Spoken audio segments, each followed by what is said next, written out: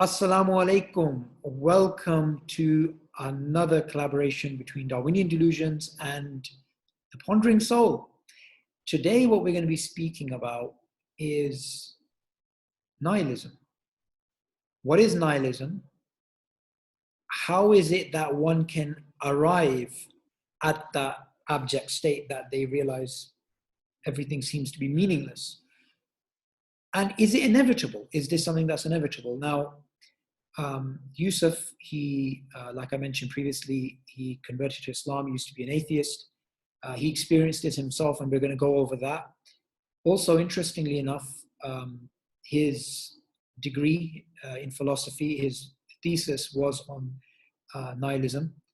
And I was going through it this morning, and it was phenomenal, mashallah. So we're not going to cover all of it, and we're going to do more segments on nihilism, but I just wanted to sort of use this episode to warm up to the idea, because it's such a wide topic, and it's good if we just get the basics out of the way in this first session. So Yusuf, assalamu alaikum.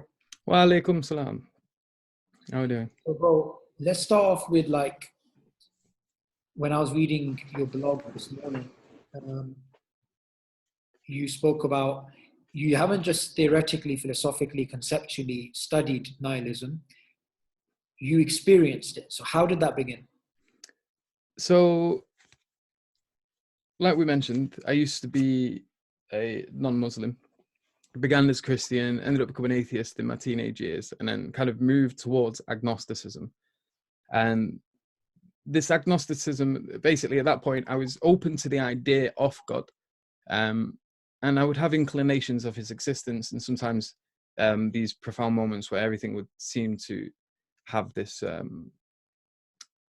like intrinsic meaning, or I would have this sense of being watched and things like that. But it never really settled as a complete belief as it did until like the point where I became Muslim. And basically I was a very materialistic person, and I was very embedded in the dunya, in the world, and in seeking worldly things. And one of the things that occurred and that really started to kind of push this nihilism was basically I used to work in a call center, and so I was earning a decent amount of money at the time. I'd managed to get myself onto a good contract with Tesco Mobile, and we would, like, basically they had several levels of contract, and the one that I ended up on gave me enough money to kind of do whatever I wanted. And I'd spend a lot of money on clothes. I'd spend a lot of money on things like I was at that time, I was a heavy smoker of weed, and so I'd spend a lot of money on that. And we'd do drinking and things like that. And I had a very wide social group, and so I had lots of different kinds of friends in different cliques. And so I had like my work friends, which were all older than me. They all smoked as well, so we would spend time kind of socializing in one of their houses and doing things with them. I had another group of friends which are like drivers. They all had the cars and they were into that. Another group of friends who were moshers. They were into like the heavy music, the rock stuff. And basically I had all these different groups of friends, and I would do lots of different kinds of things with each of them. And my life kind of revolved around this idea of smoking weed and having nice clothes and getting fancy haircuts. So I used to get like patterns in my hair once every week and a half.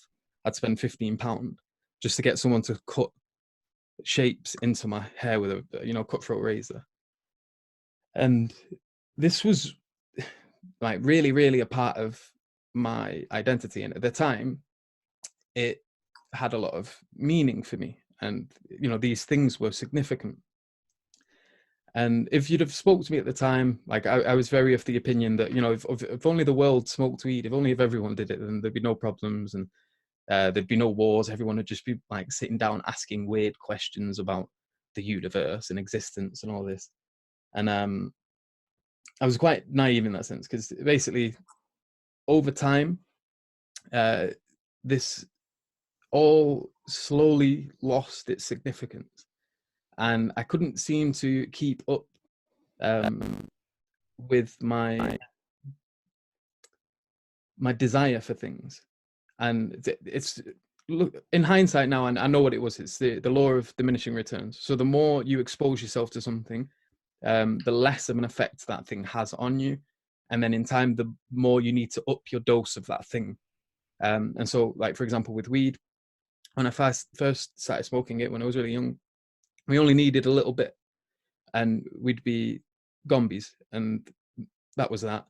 And then as we grew up and became older, especially like towards the end point where I eventually gave up, I was smoking a lot. Like I'd gone from only needing a tiny bit to smoking it all day and it having very little effect. Like I could function like other people could, despite the fact that and I was spending a lot of money on this as well. And it's the same with everything. It wasn't just the case with the drugs. It's the case with material objects. So you get more and more clothes, you get more and more trainers, you get more and more jewelry, or, you know, and these kind of things. They have this initial effect, but then the effect wears off. It becomes peripheral, even when they're still looking brand new. They're not, you know, the effect or the pleasure that you derive from them isn't as potent as it was. And a really good example of this is also aftershave. If you've ever got really nice aftershave and you've loved it, eventually you can't even smell it anymore. And it gets weird. And so you have to kind of like move on to another aftershave, and then you can't smell that. And then like you end up with all these different aftershaves and none of them really give you much pleasure anymore. Like they don't hit your senses as much as they did the first time you experienced it. And so I ended up feeling extremely depressed and I wasn't quite sure what it was. I went through a breakup with a girl that I was living with at the time. She ended up moving out and I just felt lost. And I wasn't really gaining any sort of enjoyment from the people that I was with anymore. Everything that we were doing just started to seem really pointless. And it just felt like I was on repeat. Like every weekend was the same, every day was the same. Like everything became really predictable. And there was a part of me that just didn't understand what I was going through.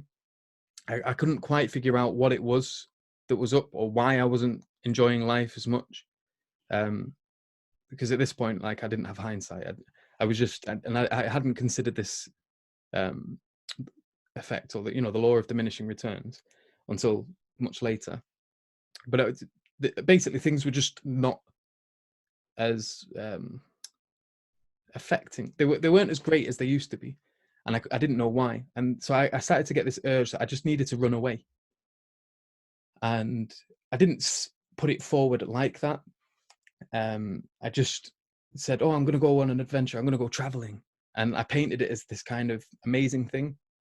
And as if it was, the motivation was something great rather than, basically I was trying to paint it as though I was moving towards something. But in reality, what it was is I was trying to escape something. I wasn't, you know, it wasn't the destination that was concerning me. It was just I had to get away from this environment that I was in. And the people themselves, they weren't necessarily evil people. You know, they're nice people. You can get on with them. You know, for the most part, they were good people. They just do work and, you know, not try to be plonkers. And so eventually I managed to save up enough money to buy a ticket. And there was this random person that I'd met at this festival somewhere, who was a friend of a friend of a friend. And we decided he wanted to go traveling as well. And I wanted to go traveling. And so in the spirit of this festival randomness, we said, right, let's go together. And we played Battlefields 2 for a bit. And we're talking and we just committed. We said, right, we'll just buy a ticket to South Korea and we'll just go and we won't plan it. We won't think about it. And we'll do it in 9 months' time. And that'll force us to save up as much money as we possibly can in that time. Because we've got no choice. We've just spent 400, 500 quid on a ticket, a one-way ticket to South Korea. And it worked. So me and him saved up like crazy.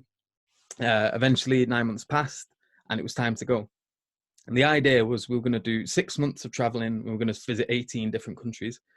And it didn't work out like that. It ended up being, because I basically got 6 months off of my work and I was supposed to come back. But after 6 months, I didn't want to, so I quit. And we ended up, well, he's still traveling now. I think he's in Canada at the moment. But I ended up traveling for 18 months and I only visited 6 countries. And we basically, we'd go places and we'd like it that much that we didn't want to leave. We were only supposed to spend like 2 weeks in Korea. I spent like 2 months there. And then we went to Taiwan. We spent like 2 months there. And we were just heading all over the place. And there was this, it was an adventure. Like it was madness. It was weird. We were sleeping in parks. We were finding benches to crash on. We were couch surfing, which for those who don't know is basically a website. It's like a social media for travelers. And you make requests when you go to a place and people will invite you into their home. And so we were doing all these amazing things and like putting it on social media. And, you know, if you were to watch my social media, you would just see it as this amazing thing. And for the most part, it was to begin with. And then the longer and longer I was gone, and the longer I would stay in a particular place, the more this experience would morph and become something. It sounds really weird to say it like this, but become something that would cause a terror in me. And that'll make more sense as we kind of go through this idea of nihilism. But basically, like, for example, I lived on an island for 8 months in Malaysia. And this island was had a large Muslim population. It was a tiny island. And the beach, if you go on Google Maps, you can actually Google, you know, the Google View thing where you can see Google Street View. You can do Google Street View off this island. And I stayed in a place called Tioman Island, ABC Beach. And so if you search ABC Beach, you can walk up and down this beach that I lived on, and you can see the chalet that I lived in. And it's really small. It has no cars. It had one small road that was only big enough for a motorbike, and you couldn't drive. There was no cars there, and it was right on the beach. And then behind you was just jungle that you couldn't walk through. It was like thick foliage. And we would wake up in the morning, we'd just jump off the pier into a clear ocean, swim with fishes and turtles. Like it, for all intents and purposes, explaining it this way, you would just consider it a dream. And I was there for 8 months, and for most of them months, it was a dream. But then every now and then something would reveal itself. And by the end of that 8 months, it didn't feel like paradise anymore. Like it was somewhere that I had to escape. And it's basically, there was lots going on. It turned out that a lot of the young lads that were native there that I really got on with had heroin addictions, meth addictions. They would offer you things like a meth pipe as if it was a cigarette. And, you know, they didn't see anything wrong with it. And, you know, I've had bad experiences with my family in terms of drugs. So especially the heavier ones, like heroin and things like that. So for this, it made me quite nervous being around it. There was a lot of violence there. There was cases of murder in the mountains. While I was there, someone had been diving and they came up from the water and a speedboat ran over them and killed them. And so there was all these really sad things happening in this paradise. And it's like, basically it kind of emphasizes this point that no matter how beautiful a place is, there's always some ugly underneath, and it'll rear its head every now and then. And like the beauty and the sunshine and the sparkling water might hide that from you, but it rears its ugly head constantly every now and then. And cut short, long story short, like I kept going from place to place to place. Ended up in Thailand in Koh Phangan. And Koh Phangan is famous for the full moon party, which they have every full moon, hence it being called the full moon party. And here you would have an abundance of Westerners, all of them taking drugs, all of them dancing and music blaring everywhere. And again, you have this, what would have been a paradise, a beautiful island in Thailand. Like if there's a film called The Island, I think. What's the actor? Leonardo DiCaprio. Right. Yeah, near there. And I think that was the other side of Thailand, but it's the same thing. They're all beautiful. And then you just get this abundance of foreigners that come and ruin it. Like there was litter everywhere. At the end of the party, you go there the next day, the water is just littered with bottles and plastic and rubbish and it just doesn't, like, you wouldn't think that this a few decades ago was pristine. And like the West has just come over and ruined it. And it was constantly this experience, this westernization of the world, turning paradises into hells. And everywhere I went, I was experiencing this. And basically it got to a point where the magic was gone. And I was starting to run out of money, and I was, for the best part of 18 months, I was completely free. I could do whatever I wanted, whenever I wanted. It was a dream life, or what anyone would have considered a dream life, and what a lot of people even still now desire and want, or, you know, like aim towards. And the thing is it eventually wears out. You start to miss your family and the people you care for, and you never feel like you're at home. You're just constantly moving from place to place. You're meeting so many different people that you end up with so many friends that the idea of a friend kind of dissolves, and everyone is your friend, and it's not as potent as if you've just got like one or two really good friends. You've just got millions of people that are coming in and out of your life for maybe a couple of weeks at a time. And there's a thing called post-travel depression, and this isn't talked about a lot, but once you experience it, you can Google it, and you end up finding corners of the internet where there's people that talk about this. And so you come home, which is what I did. I went to see my family. I was dead excited about coming back. I thought everyone was going to be dead excited, and then I was going to have all these stories to tell, and I was going to change the world, and I was going to, you know, like wake everyone up and be like, oh, you need to do this, you need to do that. And it wasn't like that. Like, people were excited for a couple of days, and then everything was normal again. And I felt like I'd changed a lot in that 18 months. Like, I'd developed massively as a person, because in that 18 months I'd experienced more than I had done in the whole 20 odd years prior to it.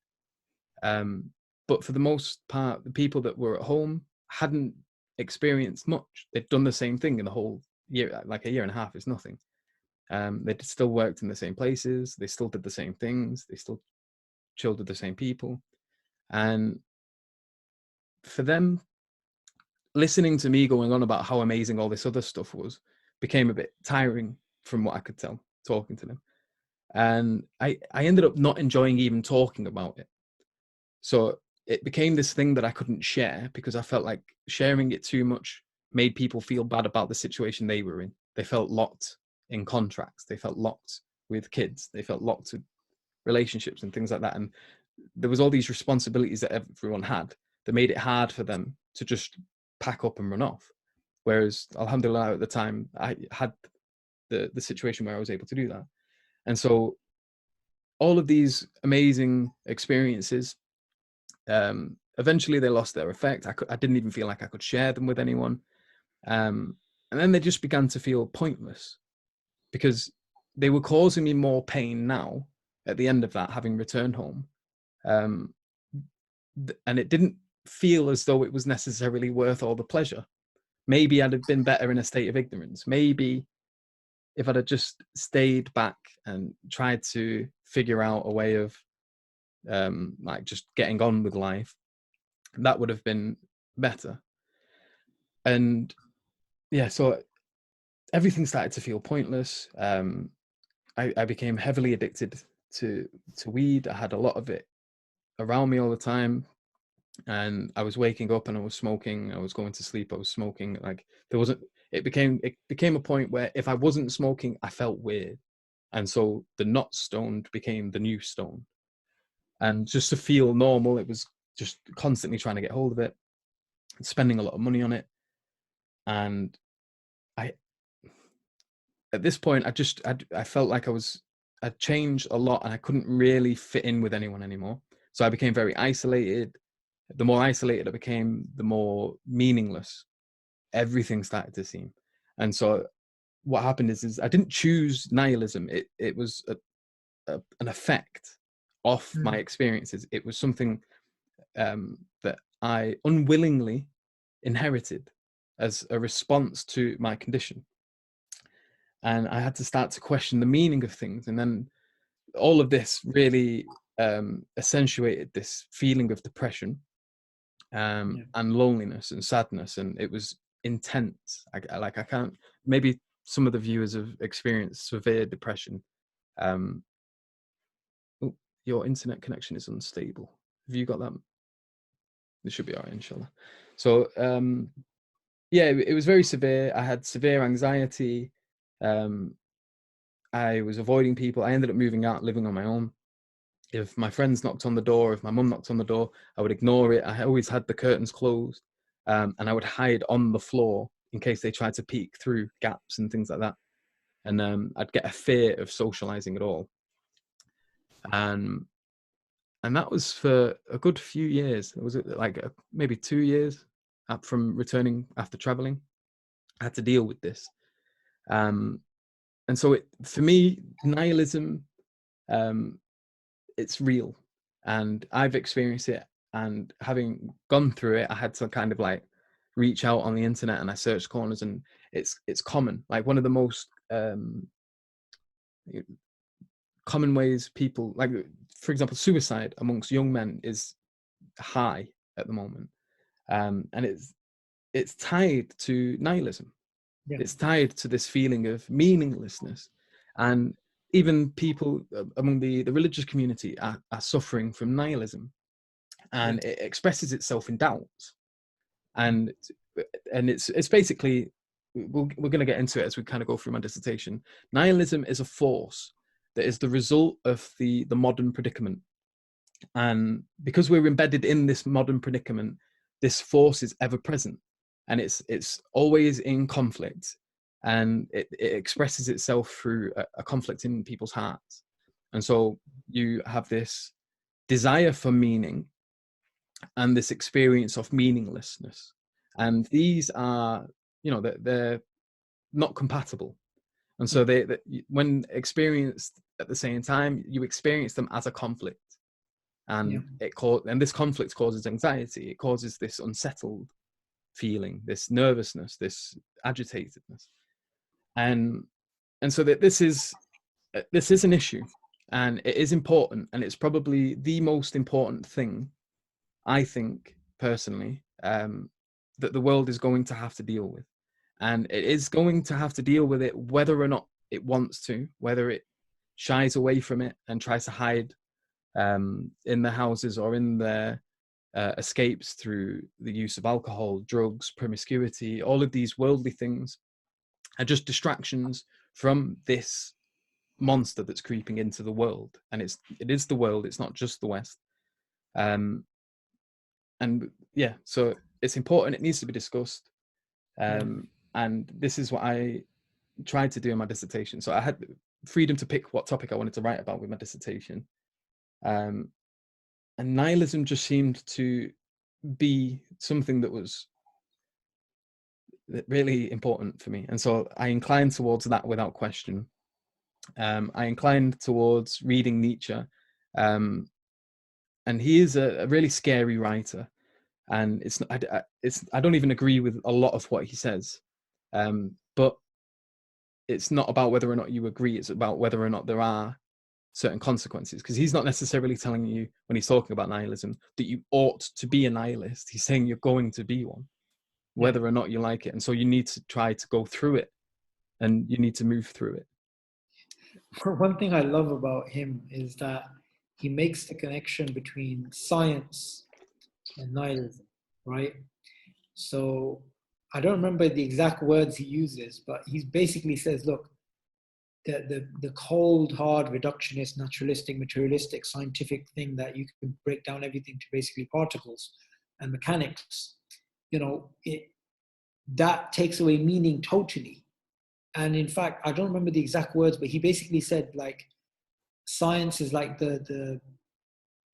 while you're talking, I'm going to bring up the quote. Something like he says, it's like the stupidest thing, right?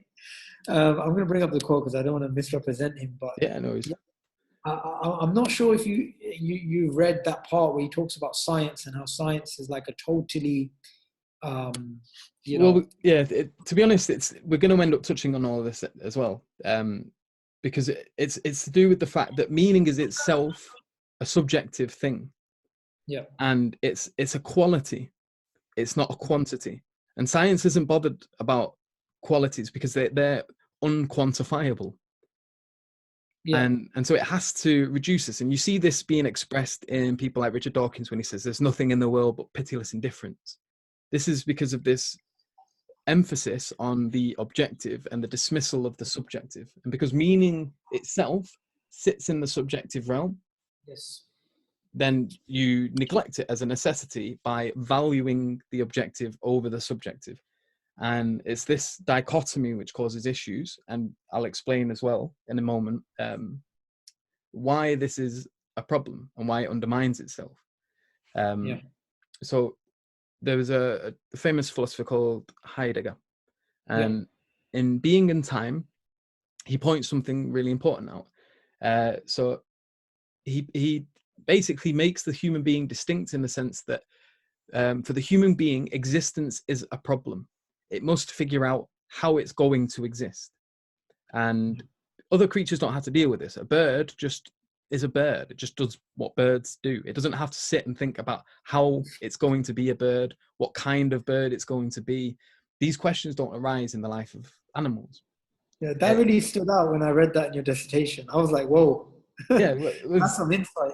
well, it's really profound. And Heidegger, he was really good at doing these kind of things. And he follows on, I think we mentioned in a previous discussion about Husserl. And Husserl, he's the teacher of Heidegger. And Heidegger, his work in Being and Time is like an extension of what Husserl was trying to accomplish in his works on phenomenology. And so basically what Heidegger ends up pointing out is like that, and Husserl as well, that meaning is inescapable. The initial experience of all human beings is one of meaning, even for the scientist. So meaning is foundational. In order to experience the world, you have to first experience it as meaningful. You don't hear naked sounds. You don't hear if you hear like a car door opening and closing, you're not hearing what the scientist is trying to reduce it to. You're not hearing this just a wavelength of particular frequency and so on and so forth. No, you hear a car door opening and closing. Instantly, you always have this association of meaning to things, and it's inescapable. And it's the same for the scientist. When the scientist is looking at the world, it's looking at things insofar as these things arise as meaningful to them. If they want to reduce the world to its material substrate, and they want to quantify everything, it's only because they find meaning in these things. And so they're presupposing meaning. They have to. It's inescapable. And so along these lines, the human being starts with meaning. It's foundational to its existence, and it's the only being that has to figure out how it's going to exist. Existence is a problem for it. So it must ask, what kind of human do I want to be? This is unique to the human being. Do I want to be this kind of human being? Do I want to be a fireman? Do I want to be a scientist? Do I want to be, a Muslim or a Jew or a Hindu or so on and so forth? And in order to figure out how it's going to exist, there's reflection is required and choices need to be made. Now, these are the things that can cause issues, as if there is too much information to reflect on, and if there are too many choices, you can become stunted. Because one of the issues is that when you have too much information and you've got too many choices, you can never be 100% sure that you've made the right choice, and you can never be 100% sure that you've processed the information correctly when you have too much of it. Because we're finite, we can only process so much at a time. And when, like, for example, if you go into a restaurant and they give you a menu and it's like a book and you've got to go through like 1,000,000 pages, whatever you've made, whatever you end up choosing, in the end, there's always this feeling, oh, did I make the best choice? I wonder, and you see everyone else's food coming out and you're like, maybe I should have ordered that. And there's this constant fear that maybe I made the wrong choice. And talking about food is obviously a massive oversimplification of it. But this kind of, it can expand into further things. And meaning as well, it's also massively important because it pushes societies to do tremendous things. And you only need to take a look at, for example, Nazi Germany. Nazi Germany was so enthralled in this idea of meaning to such an extent that it just absolutely steamrolled through Europe and started to take over everything. And the motivations behind this were a severe commitment to something meaningful. And, you know, Hitler had orchestrated this meaning in a particular way, and he focused and laser beamed it. And he, like, if you ever watch any of these speeches where Hitler stood up and he's giving his talks, and you don't even need to understand German, but you look at the crowd and they're being pulled along by his rhetoric. They're being, it's like as bad as a human being as he was, and as evil as the acts that he ended up committing, you can't help but be like in awe of what he was doing with these talks. And like, you look at the people and you see how riled up he gets them and how much energy there is. You get a similar thing if you've ever been to like a football match or to any sports event. You have this kind of something in the air. It's electric, and there's something distinct about what Hitler was doing, because it wasn't just this football game. It wasn't just a sport. This was something that was going to affect the lives of everyone in that society, and then everyone in the society surrounding him. And it inevitably ended up leading to World War II. And meaning was a massive part of all of this. And this is important as well, because a meaningful life, when you consider how meaningful this whole thing was in terms of the World War II and the events that led around it and surrounded it and that were involved in it, meaning becomes obviously distinct from pleasure and from happiness, which problematizes utilitarianism, because they prioritize pleasure and happiness. And they say that this will give rise to a better society. And what they're saying, lack of better words, is that this will lead to a meaningful life. If everyone can just be happy and enjoy pleasures. Maximize it. Yeah. But it's not true, because meaning is distinct from pleasure. Because you can imagine that these people, and you know this on Remembrance Day, and all you need to do is look around and see all the teary eyes and all the heartbroken people and all the remembering of what everyone went through during that war, and the amount of pain and suffering and sacrifice that they felt. And you listen to the accounts of the people that were on D-Day when they were storming the beaches of Normandy, and they're terrifying. And they're not, it's this weird, it's a bittersweet feeling. It's not pleasure, it's not happiness, it's a severe melancholy, it's sadness. And it's the what makes it important is that it has this meaning that runs through it at its core. But there's no pleasure in that. It's a painful experience. It's a horror. It's a horror. And yet this meaning itself is important. It's significant, and it makes you latch onto it and understand its significance.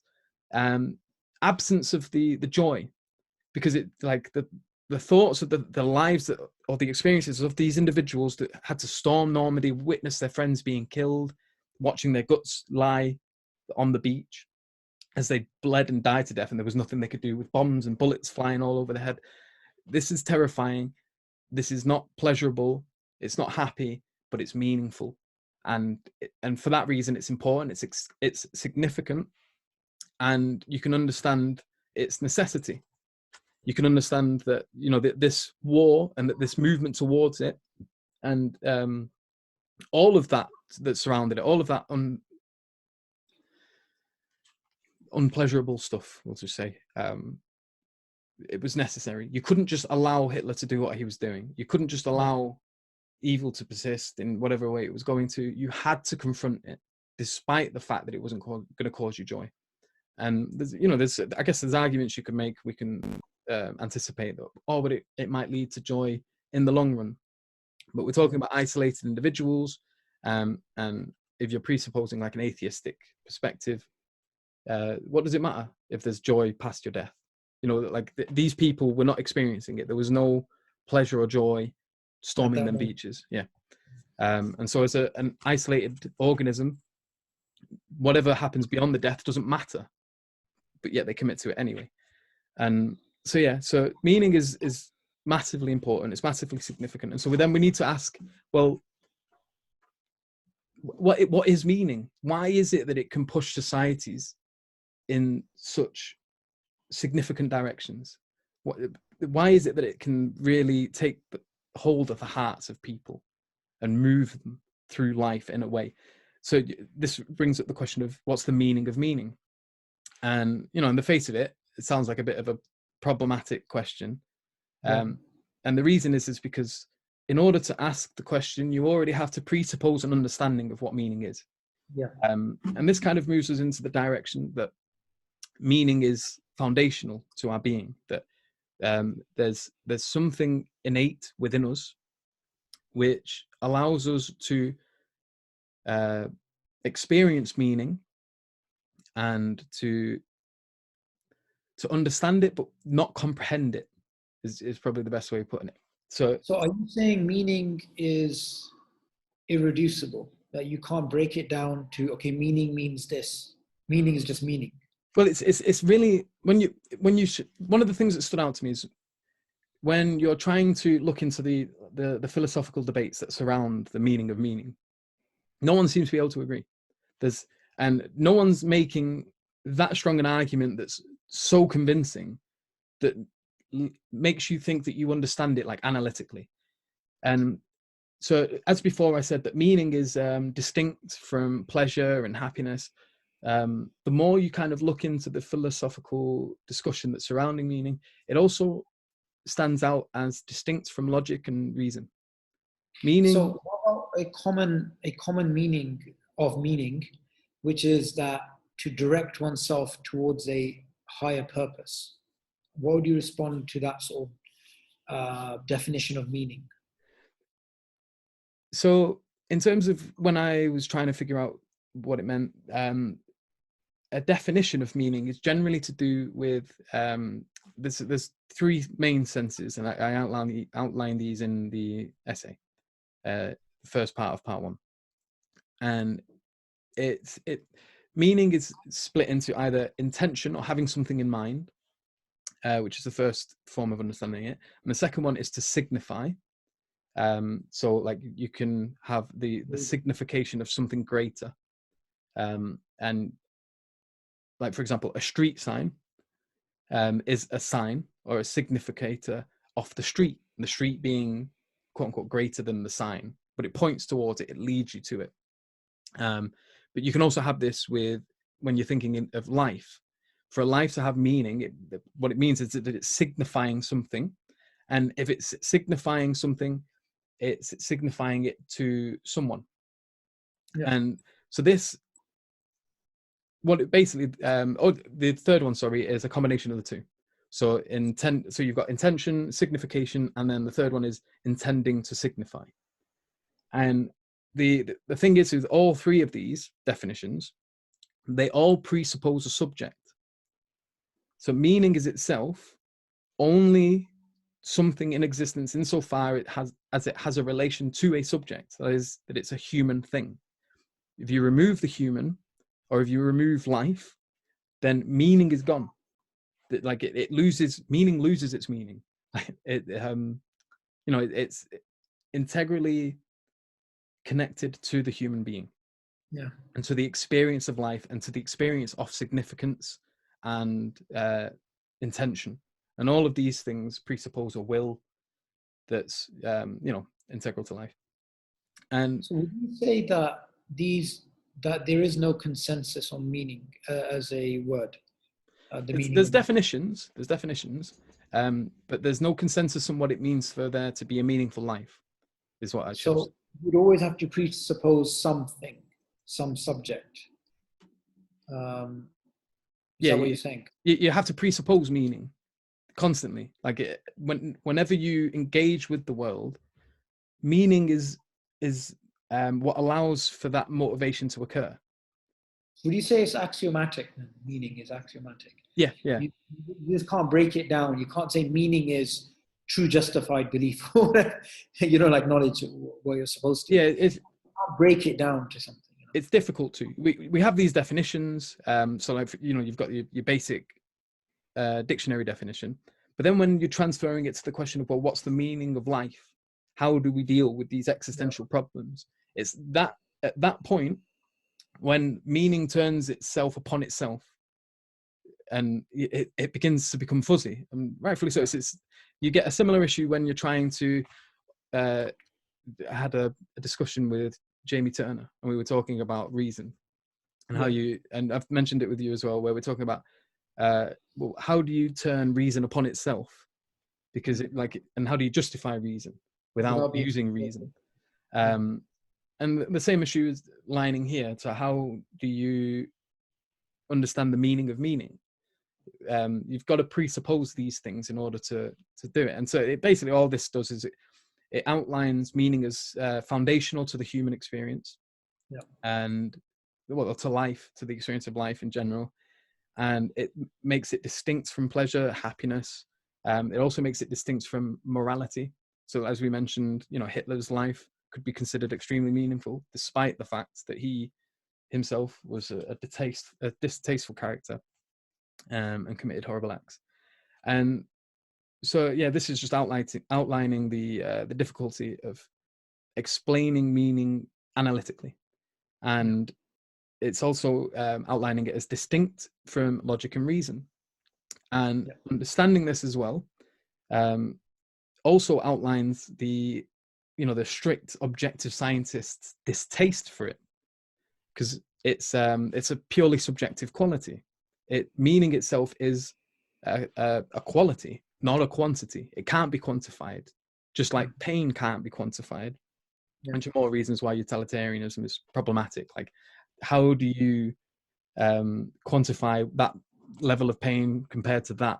Like, there's no reasonable way of doing that in the same sense that you can measure time, measure space, measure weight. Like that they're so ingrained in subjectivity that it's difficult to do that. And so this is the issue, and it's also linked to the issue where I was talking about the dichotomy of objective versus subjective. How this idea of the strict scientist who says truth can only be found in objectivity undermines himself straight away, because in order to come up with a concept of the objective, you need to presuppose a subject in which it's got a relation to. And the same, in order to come up with the concept of the subject, you need to presuppose you've objectified the subject and outlined what subjective is objectively. And they have a relationship. And it's the same with meaning. So when you're trying to look at the world objectively, that is, as a being who is taking a view of the world as through a perspectiveless perspective, which ties into this idea of the death of God. So and how science arises out of the idea of God. So with the idea of God, you have this idea of an all-seeing, all-knowing being that looks upon a world, and that this world is rationally conceivable. And the scientist is presupposing that he is able to get himself to this perspective, that he's able to reach beyond his subjectivity and to look at the world objectively, free from these, the subjective quality. Chains of but it's the thing itself is this perspective is itself an oxymoron. Like, it's a perspectiveless perspective. It crunches, and it's not that it's not useful or pragmatic. It has its uses. It's produced technology. It produces the things we have around us. But there's an issue here, and this issue has its consequences. And so long as you're neglecting this issue, you're neglecting the consequences. And you might end up experiencing them later and not being able to understand the cause of these things because you neglected the cause. And so basically the argument that we're going to make here is that the underlying issue with this atheistic, materialist, naturalist presuppositions is that it's innately nihilistic, and that it's not even necessarily a logical choice, because nihilism eats itself. To look at the world, to say that the world is meaningless, everything is meaningless, it's all pointless, is still itself to look at the world in a meaningful way. Yeah. You're still presupposing meaning and then saying the world stands out to me meaningfully as in so far as it has no meaning. That is still a meaningful Yeah. statement. Yeah, like Steven Weinberg, the atheist physicist who won the Nobel Prize, he famously said that the more the world seems comprehensible, the more it seems pointless. But that statement itself is, if it's a meaningful statement, then. But anyway, I wanted to read out, I just found the quote of Nietzsche about this thing. So the reason why I wanted to really include this is that we're constantly pushed towards science and a scientific worldview and a rationalistic point of view and a materialistic, mechanical point of view, and how somehow that's meaningful and good. And Nietzsche, this is like, however long ago he wrote this thing, right? So he said, a scientific interpretation of the world, as you understand, might therefore still be one of the most stupid of all possible interpretations of the world, meaning that it would be one of the poorest in meaning. This thought is intended for the ears and the I can't read that properly, of the mechanists who nowadays like to pass as philosophers and insist that mechanics is the doctrine of the first and the last laws on which all existence must be based on as the ground floor. So he's just basically saying, look, they're calling us towards this view of the world, but it's the poorest in terms of meaning, but it's the most, what we are told is it's the richest in terms of objectivity. Well, it's because they've valued quantity, or the ability to quantify.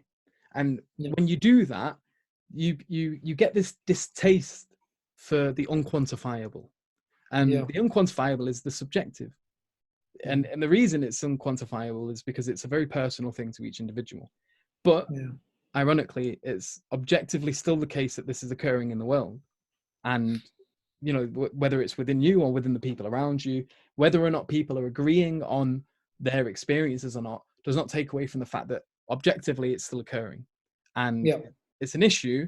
And, this highlights things like the hard problem of consciousness and things like that. Like, how is it that we quantify all these things when they're unquantifiable?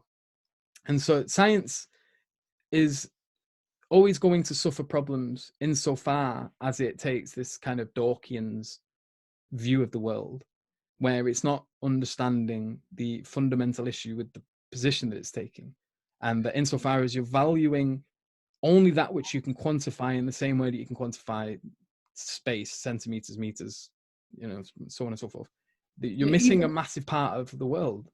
Definitely. I love to point out that when you ask them, why do you follow science? They'll say, because it gives us the truth. Then you ask them, well, why do you follow truth rather than falsehood? And they look at you blankly. It's a very valid question. And the reason is because you value truth. You believe truth is good. So even your very foundation of doing science is something that's subjective. Well, the valuing of truth is a meaningful thing. You see it, it's valuing truth is meaningful to you. It's significant. It's important. And that is a subjective feeling. And you only have to look at other people to see that not everyone values truth. We have wicked people in the world. You look at war, this idea of truth goes out the window. You've got war is about deceit. You look at how Bush got into the Middle East. He did so by lying. He told the world, "Oh, we've got to worry about these things that actually don't occur." And you gain an advantage insofar as you can cover the truth. And and so it's not the case that universally truth is valued. The valuing of truth itself, or even necessarily useful, it can lead to your detriment. If people understand your plans, they can undermine them. And so there are motivations to cover truth insofar as you're trying to achieve a goal, and they're neglecting this, and they're neglecting the fact that they themselves, as much as they will value truth, they lie when it suits them. They most likely, pretty much every human does, they utilize the white lie. So they understand that hurting someone's feeling, like your mother might make you a terrible dinner, but you don't want to go, oh mum, this is the worst thing I've ever tasted, and like spit it out on the table, and like you understand that truth here is not that which should be valued above the feelings of your mother. You're not going to just absolutely ridicule her cooking for the sake of truth. And if you did value truth as much as you're saying you did, then you would say this. And then there was a really, really funny video as well. There's a YouTube channel called Pangburn Philosophy or something like that. And yes. Yeah. Richard Dawkins is always on it. And they're very atheistic, that channel. It is. And I got into watching it because there was Jordan Peterson things going on. And so he does a lot of work on meaning. And so I get inclined to his work quite a lot. And while I was going through the Pangburn rabbit hole, wormhole, whatever you want to call it, I stumbled upon something really funny. Pangburn, or the guy that made it, or whatever his name was playing the piano. And while he was playing the piano, Richard Dawkins was sat nearby, and he played a very beautiful song. It was very moving. You could hear it, and it affected the heart. And I was watching Richard Dawkins, and you could see there was something going on in his head, and he was, and it's this issue. He was being moved by it, and he felt. What I would argue is that he was feeling a truth coming out of this. Yeah. But the problem is that the truth was something to do with meaning. It wasn't something quantifiable, and so he was looking perplexed. Like he ended up standing up, and he walks right over to the piano, and he was holding his chin, and he was just staring at it. And the guy was playing the piano, and he was having I would say he was having a spiritual experience. And subhanAllah, he didn't know how to deal with that. Like you could see the stupor in his face. He was just,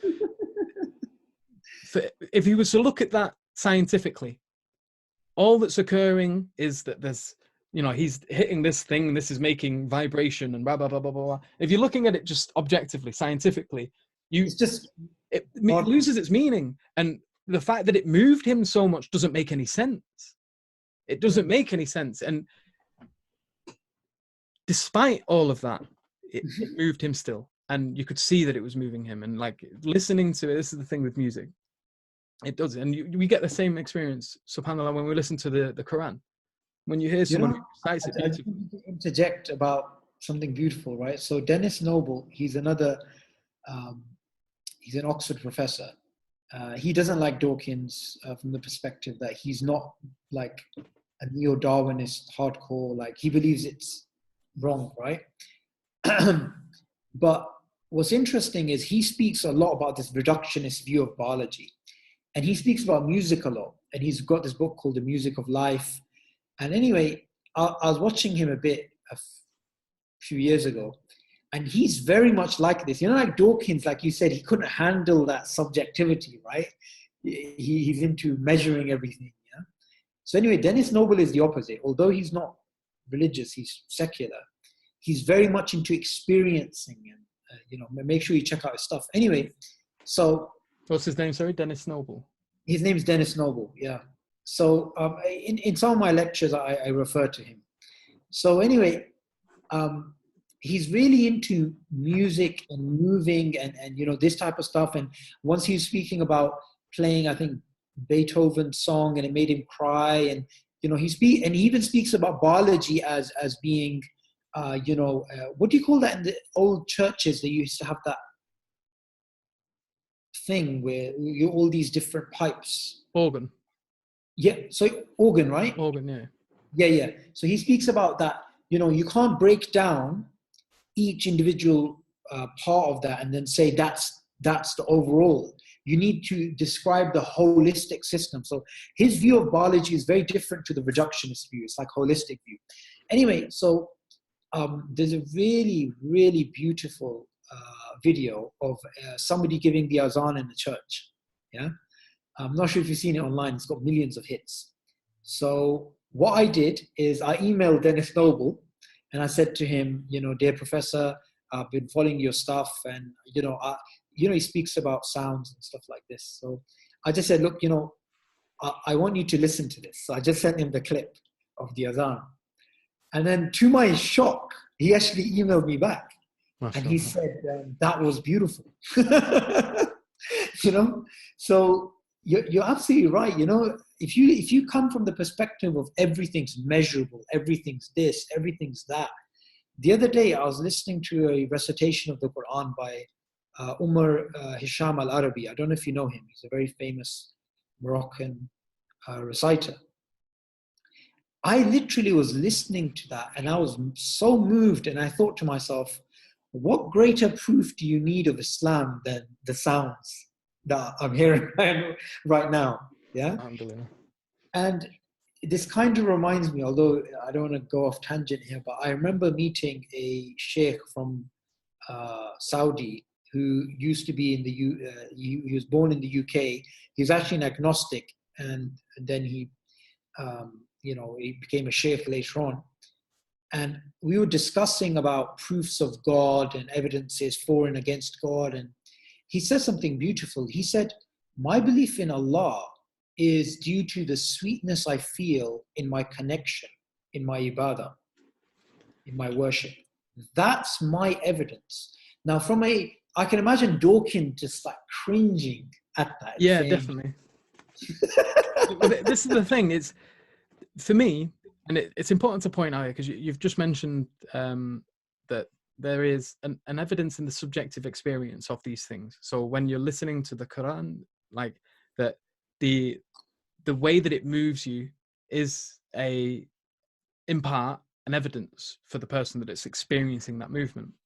Yeah. And it's important to point out here that it's not the only thing. It can be for some people, but it complements all the other evidences that you incur. So for example, for me, going through the arguments against it and for it and things like that, I always ended up inclining towards Islam as a result of that. Then the experiences of things like the Azan, of the Quran, of its recitation, of dealing with people who were sincere in their beliefs of the religion, all of these things combined, basically you've got the pulling forces from within the structures of Islam, and there was also pushing forces from within the structures of secular liberal society. So there was things about the culture that I was being raised in, the society, and the values and the norms of the people that I was around, that offered a resisting force and that kind of pushed me away from it. It's hard to explain. And at the same time, Islam was like pulling me in, and it's a combination of all of these things that led me there. And you can't just I'm not shouting at you here, but what I'm saying is you can't just, I'm anticipating basically the atheist who might have heard you say that, and then they're gonna jump in on the comments and be like, look, see, you just said that you heard the Quran and it made you cry, and so now you're a Muslim. And it's not as simple as that. That's one cog in the entire experience of a human's life, and each bit offers a contributing factor to the direction that one moves in. And I was speaking to this often when engaging in philosophy. It's quite an esoteric subject. It's it's hard. It's not easy. Like, it causes a lot of headache. Like, often in uni studying it, I'd end up depressing. You wake up in the morning and you have an existential crisis while you're brushing your teeth. Like, you don't know how to deal with it, and like you're constantly being presented with all this mad information and all these weird arguments. And what struck me is that how not easy it is. And this really weirded me out a bit, because when, like, liberal society, for example, presupposes the rationality of mankind. And the more I did philosophy, the more this struck me as completely naive. Because we're not rational. First and foremost, we're emotional.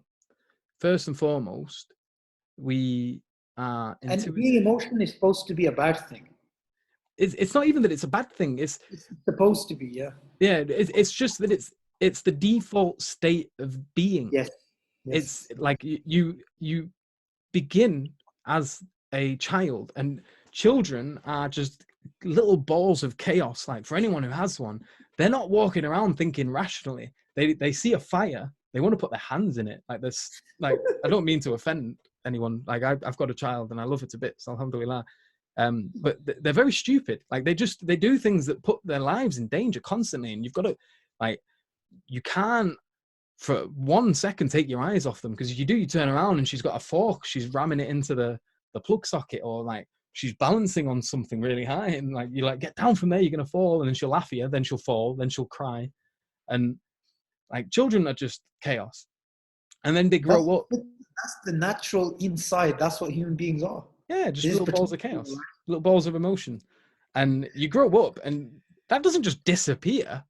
Like, you get tested by life. You have social interactions which force you to kind of temper this, and Yeah. but it's still there, it's still present. It's just you're constantly having to like keep it under control. And then you can, what's distinct about the human being is that it can become rational.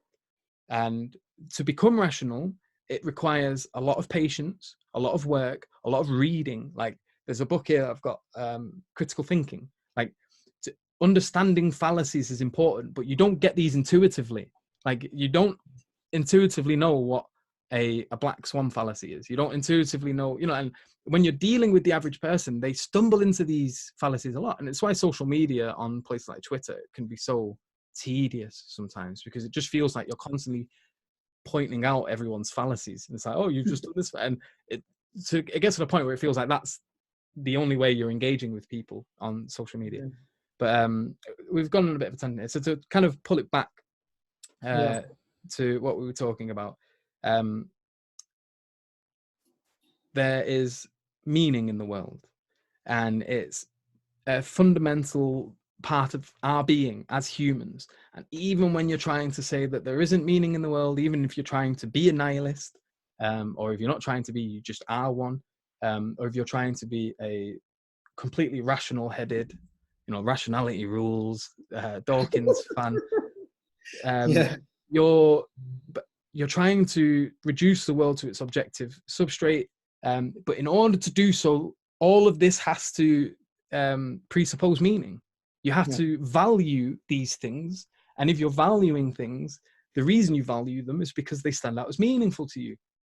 You're having subjective experiences of value, and this leads you in whatever direction you go, whether that's towards being an atheistic materialist or a spiritual theist. Like, And it's interesting you made that dichotomy, that the spiritual theist and the materialistic atheist, because if you start to value matter, right, things, then that is a segue to basically disbelief. I yeah, often think back to the example of Noah, right, the prophet Noah, that his son was, if you really think about it, an empiricist. The son who his father said to him that come, and he said, come onto the boat, and he runs towards the mountain, and he says, the mountain will save me. So I'm yet to come across a truly spiritual type of person who does not believe in a higher power. Materialistic people will always go towards atheistic type of things because they're just looking for something materialistic. But whenever someone's actually looking for a higher goal, a higher meaning, a higher something, they will eventually get to some spiritual tradition, because there is nothing else. It's just, well, even the materialists do it. Look at Sam Harris. He's he's moving slowly but surely in the direction of spiritualism. Look at his book, Waking Up. Yeah. Like, whoa, it's this. It's synonymous with this talk of enlightenment. He's got the sun imagery. There's a new day. It's all religious language that he's using. It's rhetoric, and I think was it your channel where you put a bit on where he was talking about the importance. I covered it up with the Ben Stiller film. Yeah. That really made me laugh as well, because he does look the spit of him. But the thing about him, which I love, right? This is why I love Sam Harris compared to other atheists, right? And love, obviously, in a sarcastic way.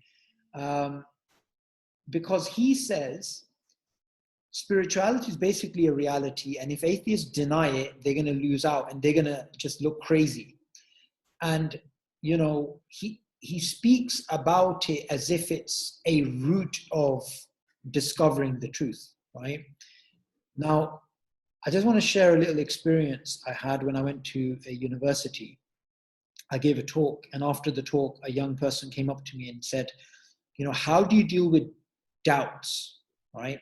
And it was nighttime, and we were walking around near King's Cross, Angel Station, right? A nice part of London. And I said to him, look up at the stars, right? I said to him, if you asked God for a miracle, and these stars rearranged, and they said the Islamic Shahada, they said, La ilaha illallah Muhammad Rasulullah, right? In front of your very eyes, you saw this. After that direct miracle, would you ever doubt if somebody comes to you in the future and speaks about, I don't know, evolution, the preservation of the Quran, or Dawkins' new book, or whatever? Would you ever doubt after that point? He said, no. I said, what if that miracle was only seen by you and you knew it was real and it wasn't seen by anybody else? And of course, the answer is still the same.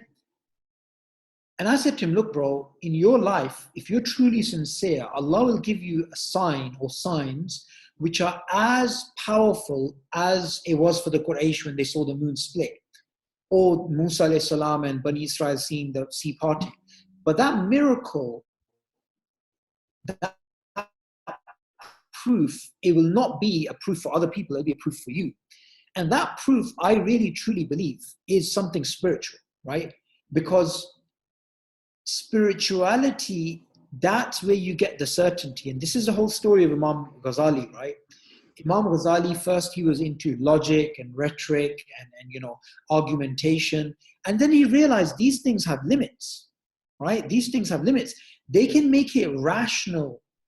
You can make a rational case for Islam, but yet you still don't follow Islam, right? It doesn't increase your worship or your love of Allah when you hear the cosmological argument or contingency argument, whatever. So that's subjective, and you changed my perspective on this as well when you're saying that there's a lot of negative connotation when we speak about subjective now, like it's a bad thing. But the argument from religious experience, the argument from, if you like, the fitri experience, that is a powerful medicine for nihilism, right? Yeah. To counter that life does have a meaning. And I truly believe, maybe that's true with you, because it's not like we planned this and I was going to ask you this question, but I truly believe, even when I meet reverts like yourself, I usually, when I start speaking to people, I start to realize that their conviction in Islam was a spiritual conviction, not just purely an intellectual, gymnastic. No, definitely. So this is the thing as well. In the Quran, it says that there are even people that, even if they were to see the signs and, God was to give them miracles, they would still disbelieve. And then you look at Richard Dawkins, again, we keep mentioning him, but he's just such a perfect example of this, like, stereotypical atheist. He even said in an interview that I watched the other day that the only thing that would make him believe in God is if he saw a miracle. If God was to come down from the heavens and stand before him and say, "Worship me, I am your Lord," that he would only do, like, worship him. And then he even said, admittedly, that even if that was the case, he still wouldn't necessarily. He'd change his mind, basically. And he said, "How do I know that it's not just an alien that's trying to trick me? How do I know that I've not gone insane? How do I know this, that, and the other?" And basically, he's ruled by skepticism to the point where, like, nothing could convince him of it, and he admits it. But the thing is, I don't like the term skepticism. I like to call it selective skepticism. Yeah. Because they're only skeptical about... Well, they're not skeptical of their own skepticism. Their own skepticism, yeah. But so, for me, I mentioned this in previous talks as well, I really do not think that Allah subhanahu wa ta'ala is an elitist. I don't think that the only way to get to God would be through esoteric philosophical discussion. And it wouldn't make sense to suggest that that was it, because that would just mean... That's a really good way of putting it, by the way. Well, what it does is it makes synonymous and when I say this word, I don't mean it derogatively, but it makes stupid synonymous with evil, and it isn't. You can have very simple people that do not have high cognitive capacities, but they have beautiful hearts. There was a video of someone with severe autism, very simple lad, very beautiful boy, and he's just walking around and just making people smile. And like, you can't say that he's evil because he's not able to engage in these mad philosophical discussions. Like, yeah, and so it wouldn't make sense that if God does exist, that the only way to get to him would be through reason and through rational discussion, that there would be other methods to achieve closeness with the creator. And for me, the way that would occur is through the motions of the heart. I think Ghazali said something similar. It's the condition of your inner being, and the relation that you have with your nafs, and the combating of this kind of inner dialectic that you have. And so for me, what happened is that basically as I kind of opened up to Islam and to the idea of God, there was this deconstructing of my own being that occurred. And so basically I built up this persona, this thought of who I was, this person, and I like this, I did this, I was the traveler, I was really into my weed, I was a socialite, I had all these different friends from all these different groups, this is my achievement, that's my achievement, blah, blah, blah, blah, blah, blah. And then, funnily enough, realizing that all of these worldly achievements were meaningless, like, it destroyed me, and this is what led to this severe depression, is that every time that I acted, I felt like I was being egotistical. I really got into Buddhism, and I was like, so every time that you acted, it always felt egotistical. It always felt as if it was for some to make myself feel good or cool in relation to other people. Everything seemed to make, impress people. It was always about like standing out to everyone that I knew and trying to work my way up this kind of social hierarchy and using the material world to do so. But then it got to a point where I didn't care what anyone thought anymore. And then because I didn't care what anyone thought, there was a knock-on effect here. Like, everything became meaningless then, because the only reason it had any meaning was in relation to how I hoped other people would see me. But you lost the anchor. Yeah, and relationships are fleeting. Like, friends come, they go. Like, 1 minute you're talking to someone, and you could say, you know what, me and you are going to be BFFs forever. We're bros for life. We're, no matter what, if you ever need me, call me. And they'll say the same thing to you, and like you'll have these moments, and that like you've got experiences of awe of how close you've gotten to this other human being, and a few years later you never hear of them again. And like, even when I went traveling, I got dead emotional before I left, and I sent everyone, all my mates, I was going through my Facebook friends, and I was like, oh dude, I just wanted to say before I go, I love you, you're one of my favorite guys. And then they'd message back this emotional speech, and then they'd not once contacted me while I was gone. And then there were people that I thought I didn't like, and I thought they didn't like me, and they were constantly getting in touch with me to see how I were. And it was weird. It was like, what's going on here? The people that I thought were really close and that were really important to me and me to them, just seemed to stop caring about me when I wasn't right next to them. I was no longer in the bubble. I was gone. I was, out of sight, out of mind. And then there were these other people who I clashed with, and we had these kind of awkward relationships. All of a sudden, like, they're making lots of effort to talk to me, and they seem really sincere, and they really care. And then the same thing happened while I was traveling. You keep bumping into these people, and you'd make best friends within the first couple of minutes of meeting them. And then you'd go and do these mad things and have experiences with them you'd never had with anyone, and share these experiences which are just profound, and like they're hard to describe, and you're like, wow, and you're all like in it together, sharing this moment. And then 2 weeks later, they're gone out of your life. You didn't even know their name. There was some people that I'd meet, never actually get round to asking their name, and before I'd figured it out, they'd gone. Never had any contact details for them.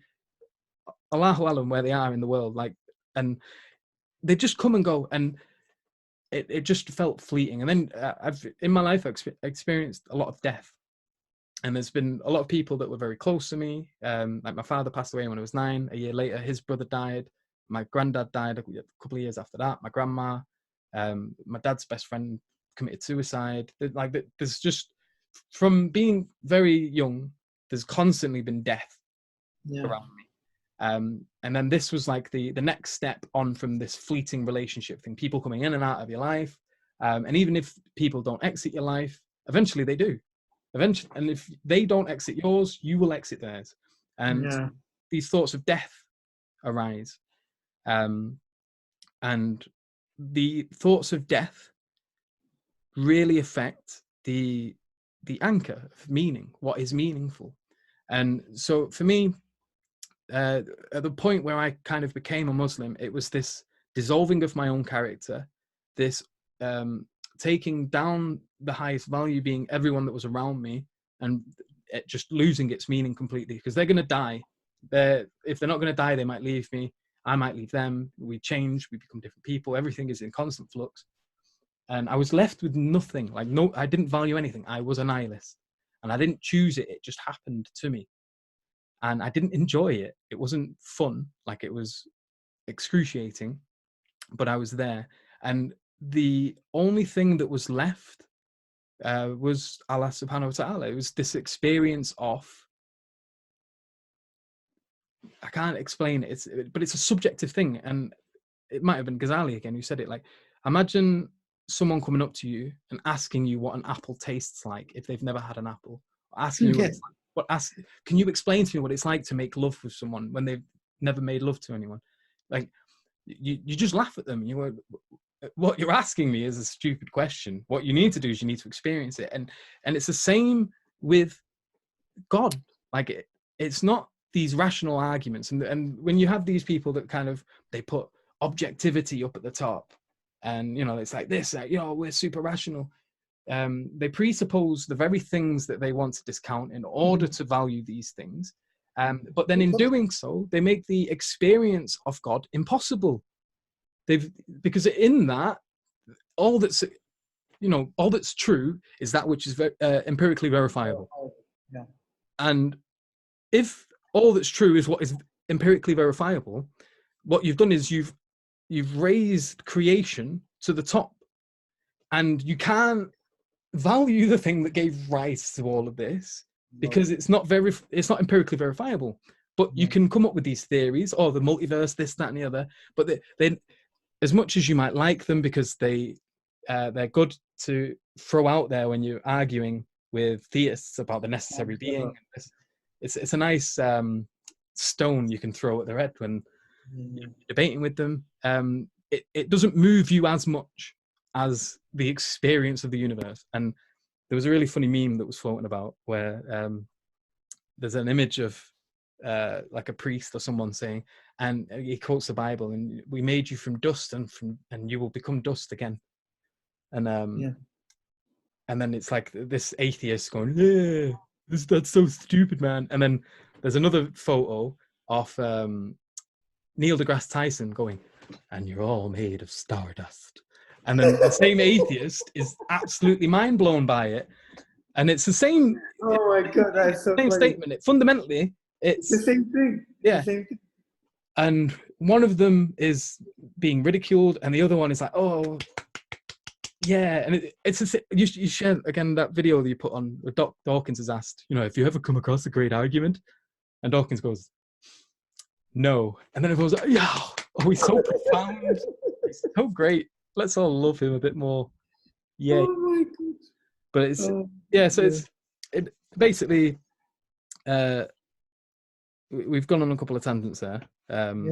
I think it's still relevant to the point. The importance of meaning, and how, if you're looking at the world objectively as a scientist, this importance dissolves. But it's still presupposing it. And so you're left in this kind of Ouroboros, a snake that eats his own tail. You're undermining yourself. You're basically in the same position as the one who says there's no such thing as truth. Is that true? Yes, it is. Yeah. You know, I don't know if you've read this book, 7 Types of Atheism by what's his name again? John Gray. You know, as much as you try and run away from religion, religion just comes back in a different form, like the stardust example that you gave. So John Gray gives in the book this example of when people left religion, they wanted to still have a community like a church. And what they did, and this is, I don't know how many, like maybe 100 years ago or something, I don't remember. But what they did is they had certain types of clothing, this atheist community, where you couldn't wear it on your own. You actually had somebody else who had to do the buttons from your back. This is to build like bondship between people. So, you know, that thing that you said about Stardust is just the same thing that, you know, we're trying to find, and continuously, we're like spiritual junkies. We're trying to find, you know, that high that we get in Ramadan, or that high that you get when you hear a good lecture or something. And, you know, we look at the universe and we're like, wow. And the atheist is actually doing the same thing, except they're just doing it one level lower. We're doing it beyond the universe. They're doing it as the universe. Yeah. Yeah. So the universe for them is one grand idol. Well, Right? it's pantheism in a way. Like it is. They see themselves as a part of this whole, the universe itself. We are the universe looking at the universe. Like we're the universe looking at itself. And, you know, they... Go on. Yeah, sorry, carry on. But, you were saying... And, it, you know, like you mentioned, it's still fundamentally religious. And they hate that word. And no doubt if there's any of them listening now, they're going to be... Yeah, you know, Abdullah Andalusi, in the comments section. I just wanted to add to what you're saying. Abdullah Andalusi, he makes a really profound point, right? So he basically says, look, he says this in the debate with Cosmic Skeptic, Hijab, and that Colin guy, that how different are atheists from volcano worshippers? It's just that the universe is one big volcano. It's just something amazing, right? And there's a Sheikh something Idris, I think his name is. Basically, there's the Sudanese Sheikh who basically argues, right, that atheism today is a type of pan-paganism, so neo-paganism, right? It is actually, he classifies atheists as mushriks, as polytheists, because if you look at like Hindus who are clearly polytheists, right? What they're doing, they're looking at an idol and then they're giving it all sorts of powers, right? So they're saying, you know, Ganesh is going to make me rich or whatever. Now, if you look at the horsemen or these different atheists, they speak about the universe in a way that it has an intention, it has a purpose. Even when they speak about biological things, right? So we evolved to, when in reality, we didn't evolve to anything. We just evolved. There is no evolve to. There's a lot of design language that's still being used. And if for anybody that's interested, that's still watching during this Twilight Zone, if we've gone over time, there's a meeting that happens between all these atheists, right? And it's called Moving Naturalism Forward. It's got Sean Carroll, Richard Dawkins, Steven Weinberg, Alex Rosenberg, all of the militant naturalists and atheists. And they sit down and they discuss, how do we move naturalism forward? And one of the things that comes up for discussion is we need to stop using this design language, you know, this teleological language. But that teleological language you need in order to make sense of anything, even biologically. So they are, you know, it sounds crude, but it's true, but they are really not really different to the Quraysh and the idol worshipping that they were actually doing. Yeah, definitely. Because even when you're thinking of this species survival instinct, it's presupposing that the species themselves are like this thinking organism. But that's very much a presupposition. It's not obvious that they are.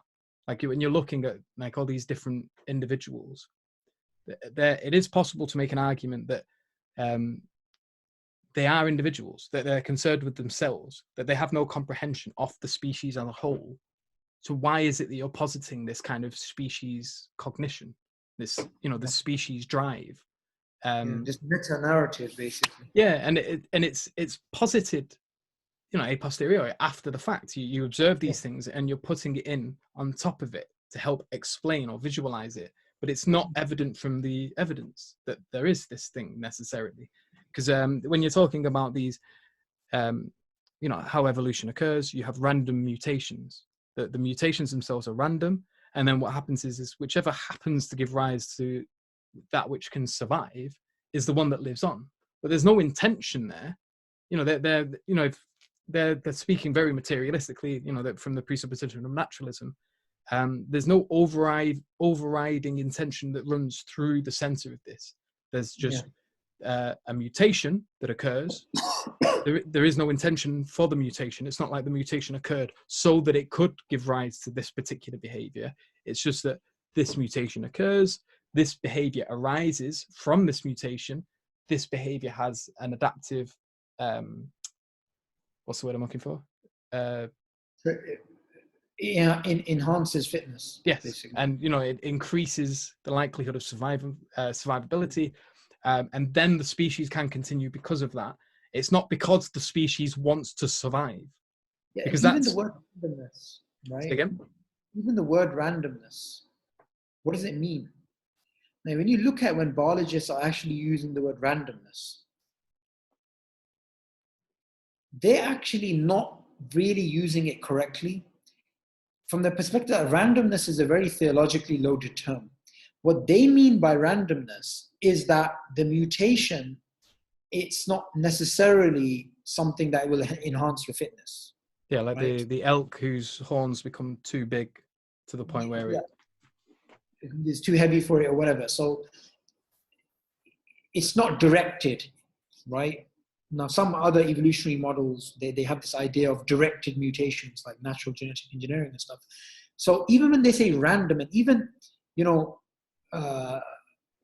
this idea of bad design and good design, I've made previous videos about this. It's a purely subjective thing, right? Purely subjective thing. I remember when we were covering this in university about philosophy of, intelligent design versus those people who say there is no design. One of the philosophers, he gives the example, why can't, you can basically come up with anything. You can basically say, why don't zebras, when they're getting chased by a lion, why don't they have their forearms which turn into machine guns so they can fire at the lion? Why don't we have bulletproof skin? Oh, that's bad design. It's just endless. I mean, what is good design, right? Yeah. What is bad design? It's it just gets into this world of subjectivity. Well, it's kind of like when people talk about the argument from evil against the existence of God, and they talk about, well, if I was to create a perfect world, there wouldn't be any pain and suffering. It's well, but you're presupposing you know what perfect worlds are. Exactly. How do you know that if you were to remove pain and suffering, that you wouldn't also remove other things? Like, what makes you think you're in a position to be able to tell me what a perfect world is?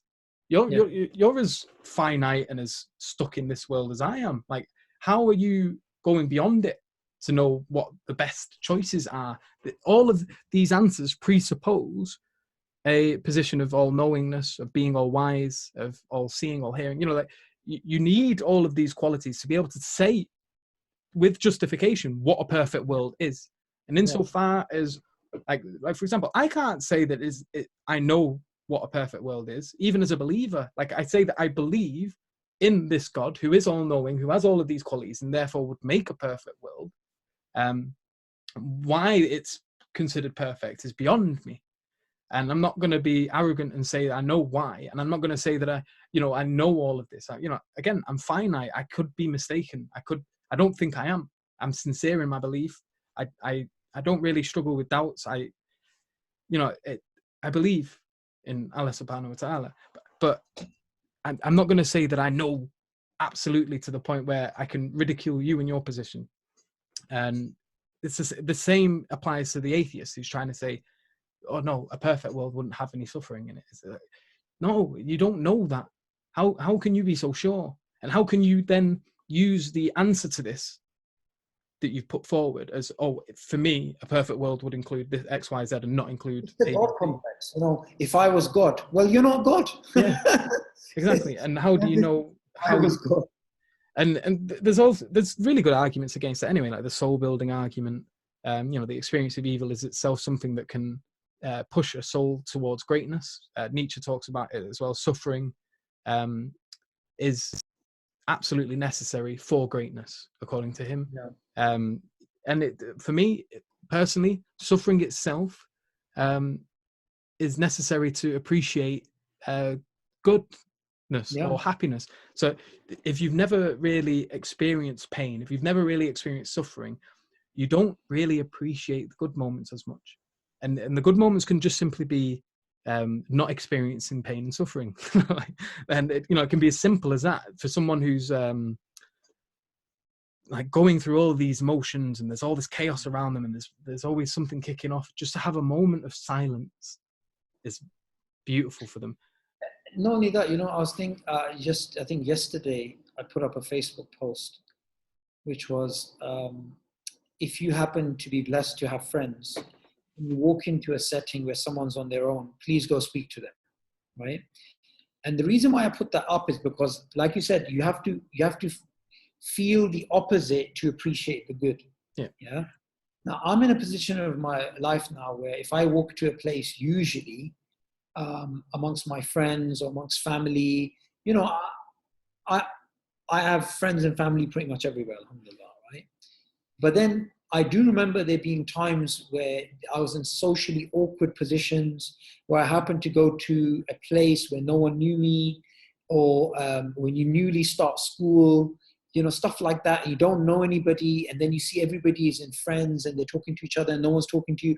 And it really hits me when I go to masjids, which are not my usual masjid. So my local masjid, there's a Nigerian imam. I know him, I know some of the people there, so I feel very welcome.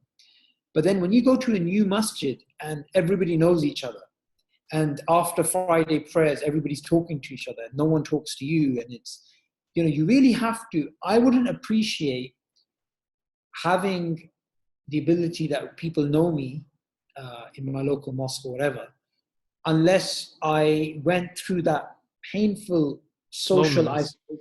Yeah. And because I even gave this example to somebody today. I said, if you were super rich, super duper rich, but you didn't have any friends, you didn't have any family, you'd be depressed. That money alone could not make you happy. Yeah. And you really have to go through these experiences. And I truly believe that, when Allah says He will test you with good and evil, I think, when we sometimes look at somebody and say, why is that person suffering? Why are they poor? Why are they this? Why are they that? The reality is that your threshold of what you can bear is perhaps a lot lower than what Allah has created them for. And, suffering, and you bring up Viktor Stengel, not Viktor Stengel. Viktor Frankl. In your dissertation.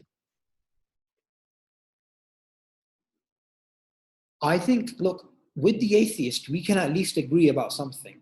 We can at least both agree we're both suffering, right? Yeah. That we're both, like you said, we're headed towards this nihilistic world, and nihilism basically starts off with pessimism, essentially, right?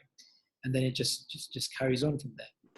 So we both agree that that's there. But one of the examples which I found really, really beautiful was an example that was given by a sheikh, a Palestinian sheikh once.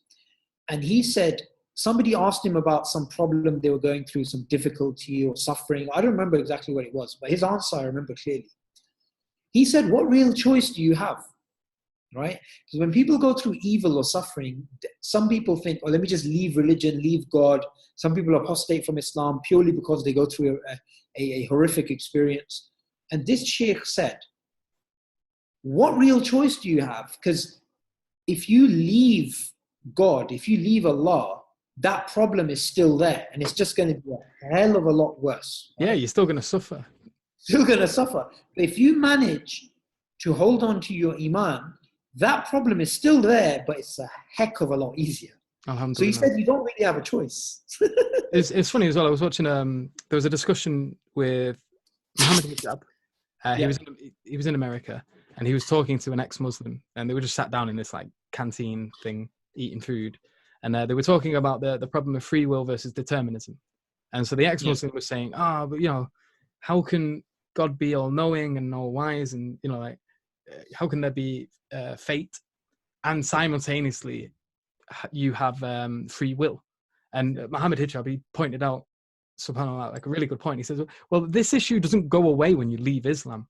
Like the whole determinism versus free will doesn't just dissolve. Atheists still have this issue as well. You have this which you consider to be rationally understandable, and you have people like Sam Harris saying that everything's determined, but our whole legal system presupposes free will.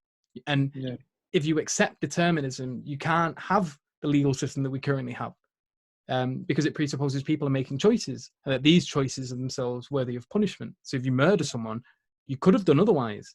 You made a choice to kill them, and insofar as you made that choice, we will punish you for it. If you didn't make the choice and you weren't in control of your life, and you're just a determined force within this determined structure, then it doesn't make any sense to hold you guilty for anything. You're not. You're just an unlucky accident of your circumstances. And, so alhamdulillah, it's the same issue there. Like if you're going to suffer, or if you're going to deal with this conflict between free will and determinism, like these things themselves don't go away when you've left Islam. You still got these. And if you leave Islam, all it means now is that you're not looking at them anymore. You're not paying attention to them. The problems it's are just still a lot more difficult to deal with. Exactly. So alhamdulillah, that was, I think, an hour and a half or more than that we've gone over. And I think next time we could do something we'll carry on with the going through the dissertation. I'll put the link to the dissertation in the description, inshallah. So probably 2 weeks from now we'll carry on. So jazakallah khair for your insights. And we'd like to hear from you guys about what you thought of what Yusuf said about his own story about nihilism, keep saying it wrong. And especially what I want to hear from the atheists on this channel, because there's quite a lot of you. And I want to know, do you think this is something that you can escape if you're an atheist? Or do you think this is something which is inevitable? Or are you a sort of pessimistic nihilist or an optimistic nihilist that you can sort of get out of it? Anyway, can I Jazakallah khair for joining us. Yes? Just one thing as well. I just wanted to point out, at no point am I saying that atheists can't experience meaning. They can, and they do, and you witness it all the time. My point is that it's not sufficient in the long run to keep people content, and there may be the odd exceptions to the case here and there, but basically we all have to deal with this nihilism. This monster that's coming. Basically. And Nietzsche was right. He basically predicted this like 100-something years ago.